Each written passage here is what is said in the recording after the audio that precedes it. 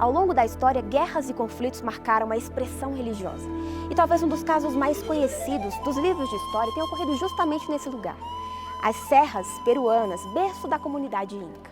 Aquelas populações indígenas colonizadas pelos espanhóis eram obrigadas a seguir a religião dos seus colonizadores, roubando-se assim a sua liberdade de consciência.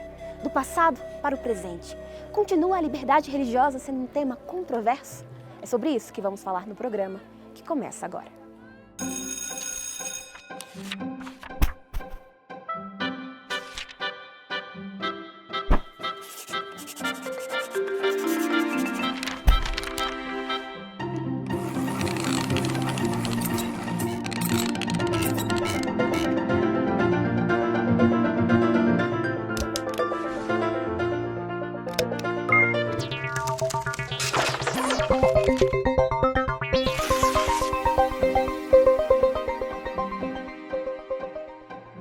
Liberdade religiosa é um direito.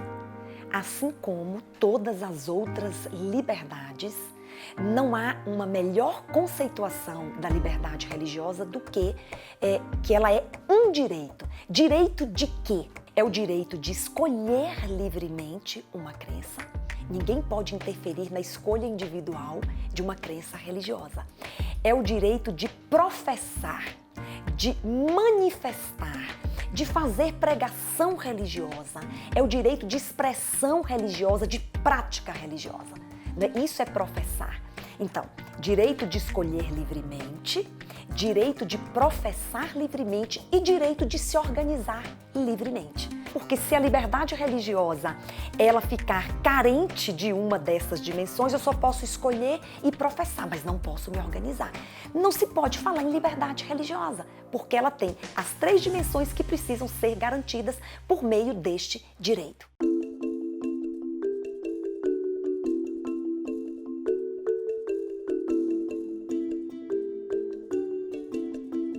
A liberdade religiosa no nosso país está reconhecida como um direito fundamental dos cidadãos.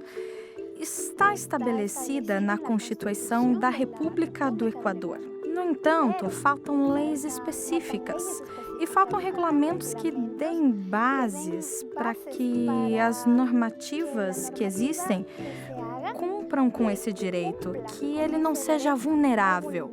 Existem vários decretos, há várias coisas que vulnerabilizam a liberdade religiosa pela falta de leis específicas a favor dessa liberdade.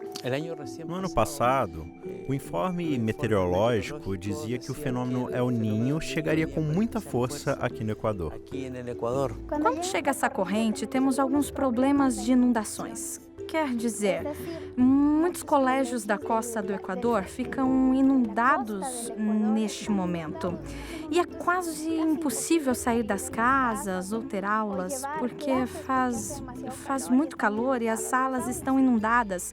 Então, o Estado decretou que todos os colégios deveriam oferecer aulas durante 20 sábados, para diminuir os meses de aula e assim terminar as aulas antes que chegasse o fenômeno El Niño. Isso nos colocou numa grande dificuldade, porque não era algo estatal, porque o fenômeno afetava apenas certas regiões. E a verdade é que não tivemos dúvidas. Começamos a trabalhar aos domingos, e no primeiro domingo de trabalho chegou o Ministério da Educação para fazer fotos e para ver se de verdade estávamos trabalhando. Porque todos os demais colégios trabalharam no sábado, mas nós não fizemos isso e começamos a trabalhar no domingo. E nos disseram que não iam permitir e levaram essas provas para apresentar que havíamos trabalhado no domingo. Passou mais uma semana e voltamos a trabalhar no domingo. E, graças a Deus, chegou um decreto do governo dizendo que deveríamos trabalhar os 14 finais de semana, no sábado ou no domingo. Ou em sábado ou em domingo. Tudo que ensinamos durante o ano aos alunos sobre confiança em Deus, a história dos 3 jovens que não se curvaram diante da estátua, nós os contamos tantas histórias e quando nós nos tornamos a própria história, não podíamos falhar, tínhamos que cumprir. Mas além disso, isso nos deu prestígio perante os pais, porque agora eles acreditam que aquilo que ensinamos é aquilo que cremos também. Mas nada disso se enquadra como lei. Só estamos cumprindo um costume. Esperamos que, como os costumes são uma fonte do direito, muito em breve tenhamos nossa lei de igualdade religiosa. Nós tivemos 7 constituições federais. Em todas elas, houve a garantia da liberdade religiosa. Mas a nossa Constituição Federal atual é a lei maior deste país. Foi a que mais garantiu. Portanto, na atualidade, a liberdade religiosa no Brasil, ela tem ampla garantia para todos os cidadãos, independentemente da crença que professem. Há, pelo menos, 2 países da América do Sul que têm uma influência católica muito importante e que eu não entendo que chega a interferir na liberdade religiosa de outros religiosos, mas de qualquer maneira ainda tem uma influência muito forte da Igreja Católica. Por exemplo, a Argentina, não é? Há províncias que seriam estados no Brasil, que já, por exemplo, tem leis que nós chamamos de leis dominicais, não é? Que são leis que já determinam que no domingo, que é um dia de guarda predominantemente católico, haja então o encerramento de todas as atividades daquele estado, não é? Em favor deste dia. Agora, de modo geral, a liberdade religiosa nos países da América do Sul está garantida. A liberdade religiosa é entendida aqui no Peru como um direito fundamental de toda pessoa. A Constituição política ampara esse direito. Até agora, em países como o Peru, temos muita facilidade, muito respaldo do Estado em relação a expressar nossas crenças e a nossa filosofia religiosa. Creio que a experiência mais notável que temos tido é a da banda. Ela participou em 2015, no ano passado, de um concurso nacional organizado pelo próprio Ministério da Educação, que agendou a etapa final justamente para um sábado. E depois de várias apelações, várias solicitações, ganhamos essa conquista. E o concurso foi transferido do sábado para a sexta-feira, somente para que fosse respeitado esse direito fundamental que é respaldado pela Constituição Política do Peru. O Peru, na América do Sul, talvez ele tenha uma legislação que nenhum outro país tem, de garantia da liberdade religiosa, que é a Lei Nacional de Liberdade Religiosa. Esta lei veio regulamentar, não é, as mais diversas situações envolvendo as práticas religiosas. Isto é muito interessante porque está alcançando, atendendo, não é, todos os religiosos. E isso traz um conforto muito grande para a diversidade religiosa de um país. De modo geral, não há intolerância religiosa real na América do Sul. Não é, violações à integridade física ou guerras, não é, ou movimentos bélicos por causa da intolerância religiosa. O que nós temos em todos os países da América do Sul, como no Brasil, é intolerância religiosa simbólica, por incompreensão, por falta de uma educação em direitos, embora os direitos já estejam garantidos nas constituições desses países no que diz respeito à liberdade religiosa. Hoje, assim como no passado, se ouve ao longe o eco de palavras pronunciadas há séculos atrás. E conhecereis a verdade, e a verdade vos libertará. É através do conhecimento que nos aproximamos da liberdade. A liberdade de consciência, base da liberdade religiosa, somente pode ser vista verdadeiramente se exercida com discernimento. Afinal, antes de decidir crer ou não, é necessário primeiro saber no que acreditar ou não acreditar. Conhecer as opções, os argumentos, os contrapontos. Uma decisão tomada na ignorância tem tudo para ser tendenciosa, pois será condicionada por aquilo que eu conheço como sendo a única verdade e limitada por tudo aquilo que eu desconheço. É nesse ponto que o papel da educação se torna fundamental, não somente para instruir sobre os nossos direitos, como também para exercer o uso pleno de cada um deles. Bem, eu não quero exagerar, mas o meu sentimento é de que nós temos muito a avançar ainda. Porque há uma diferença muito grande, em muitos casos, entre a garantia do direito e a prática. Esse abismo, essa distância que existe entre o direito que está garantido e o acesso ao direito, o cumprimento da lei, não é? A prática, ainda tem uma distância grande. E por que isso acontece? Eu tenho insistido numa questão.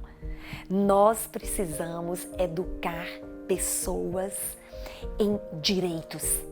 Nós precisamos educar pessoas em respeito à escolha do outro. Nós precisamos educar pessoas em reconhecimento de que o outro, ele é objeto do mesmo respeito, do mesmo direito, da mesma consideração que você reivindica para você. Nós vamos encurtar a distância por meio de um trabalho educativo. Dentro das nossas instituições educativas, nem todos os estudantes são adventistas. De fato, aqui no Peru, podemos dizer que mais ou menos uns 50% a 60% dos alunos não são adventistas.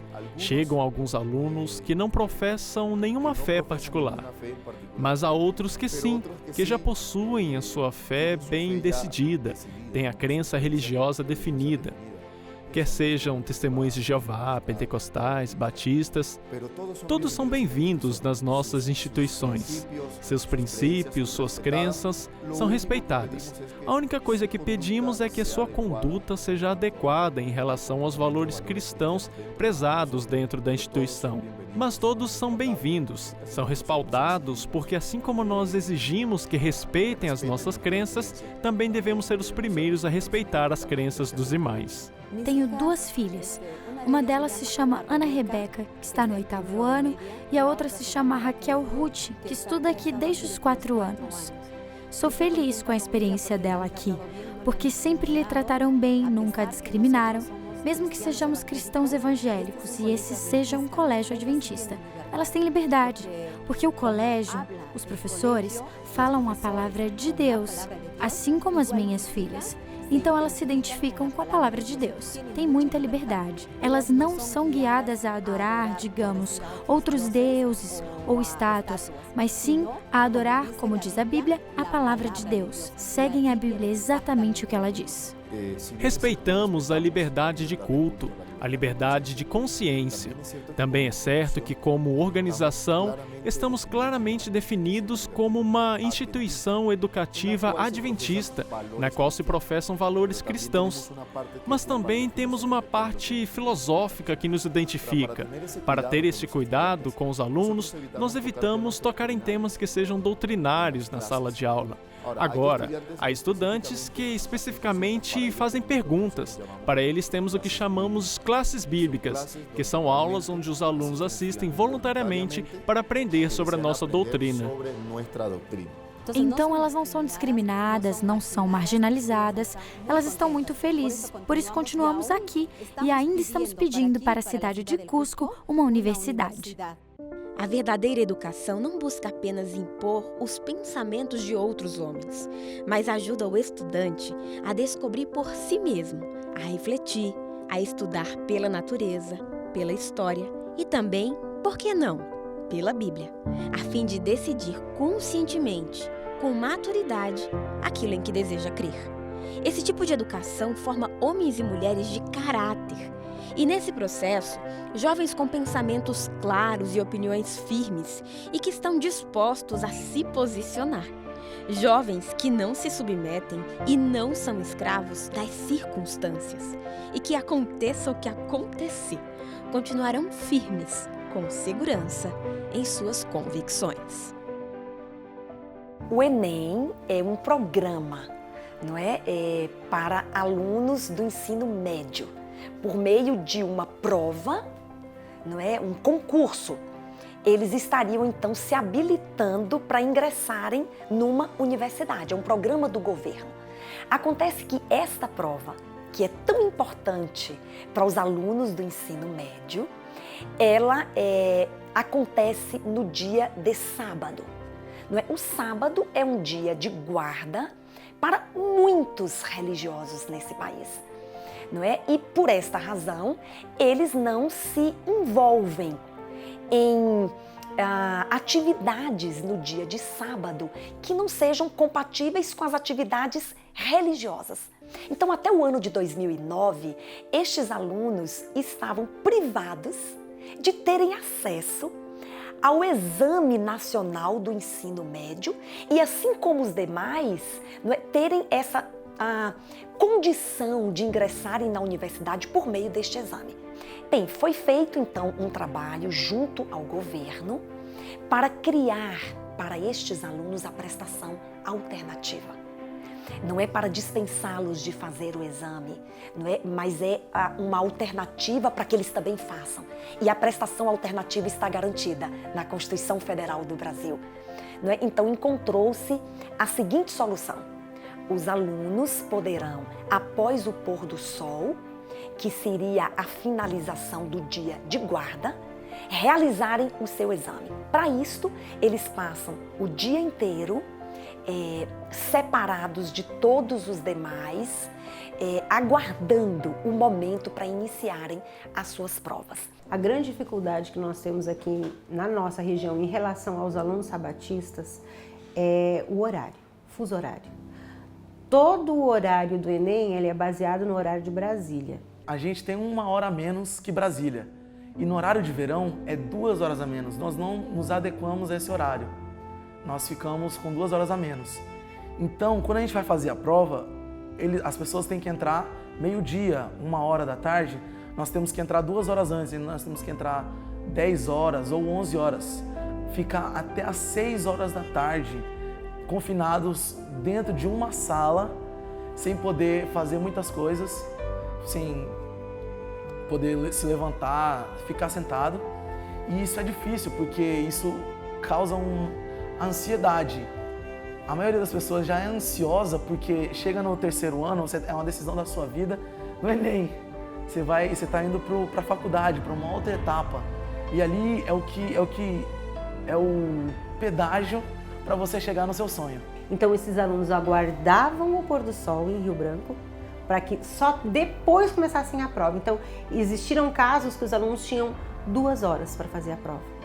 Então isso criava neles uma expectativa muito grande.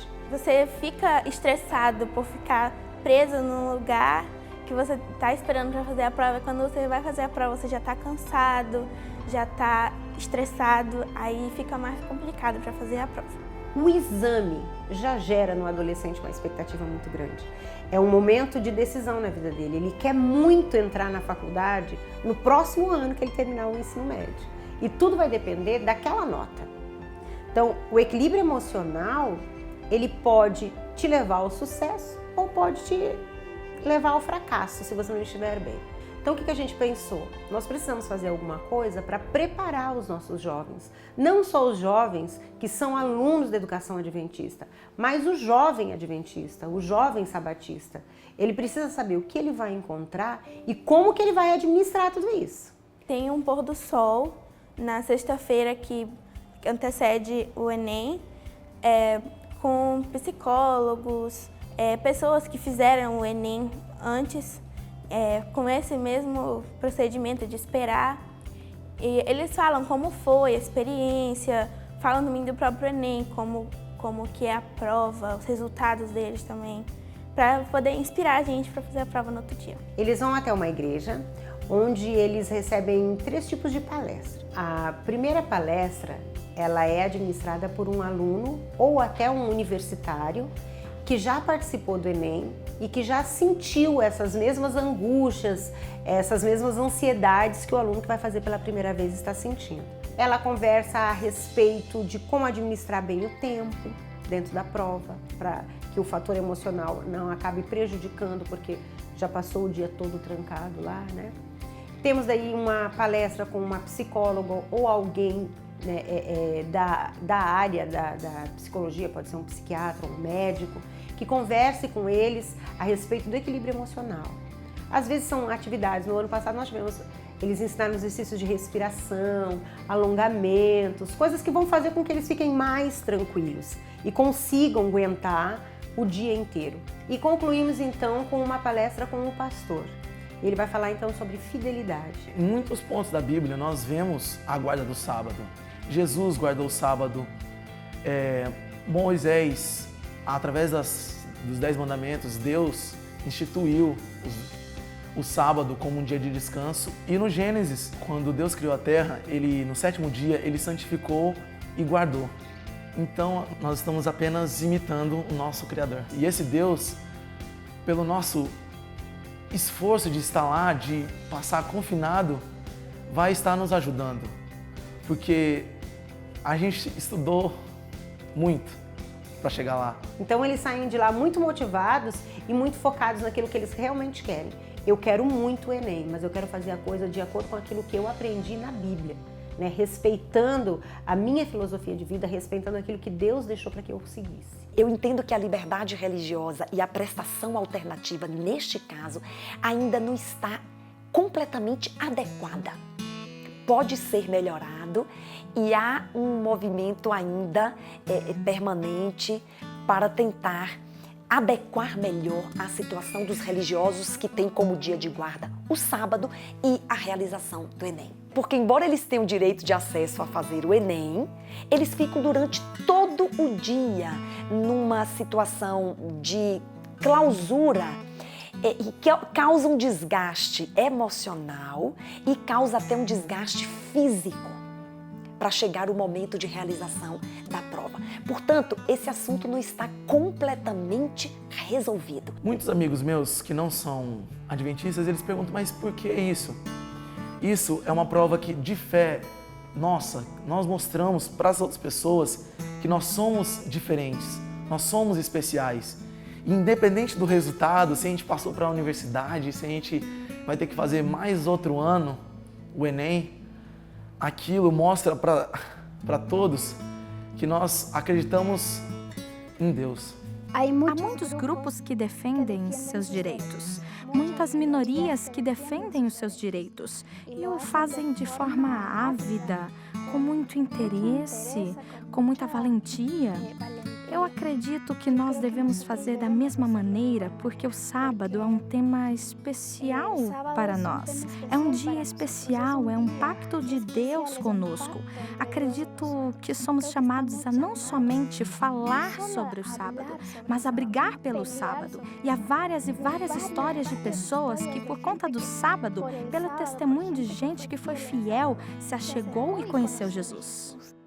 Sábio é aquele que enxerga na história a possibilidade de aprender com os erros do passado.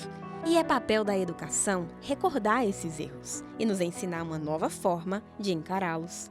Ensinar-nos sobre nossos direitos e deveres. Direito de ser respeitado e de respeitar. Respeitar ao ser humano. Ser dotado por Deus com o poder da escolha. Vivemos um paradoxo. De um lado, um Deus que não impõe e que dá liberdade de obedecer ou não. Do outro, criaturas intolerantes umas como as outras. Essa é uma lição que deve ser reforçada a cada dia, a fim de que novas gerações não repitam os erros do passado.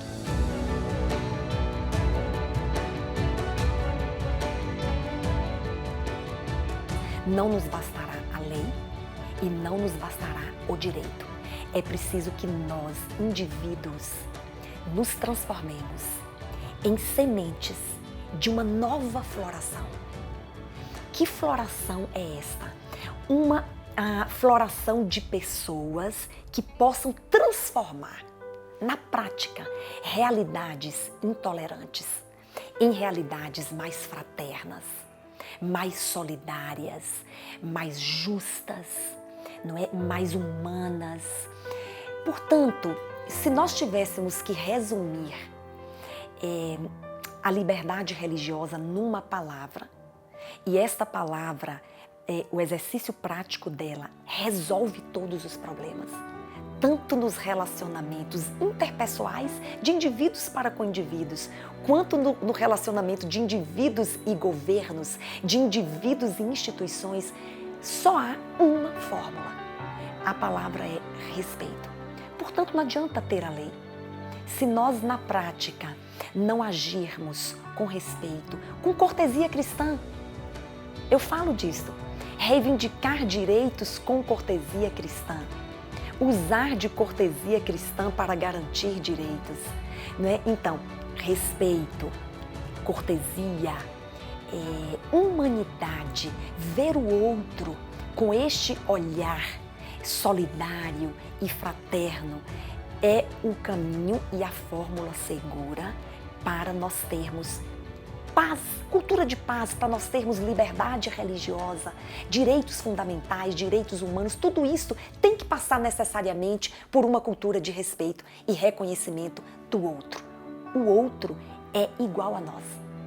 O outro não tem menos ou mais direitos. O outro não sofre menos ou sofre mais do que nós. O outro é como eu sou. Portanto, eu preciso ter este olhar do outro. O individualismo, ele está interrompendo esta trajetória.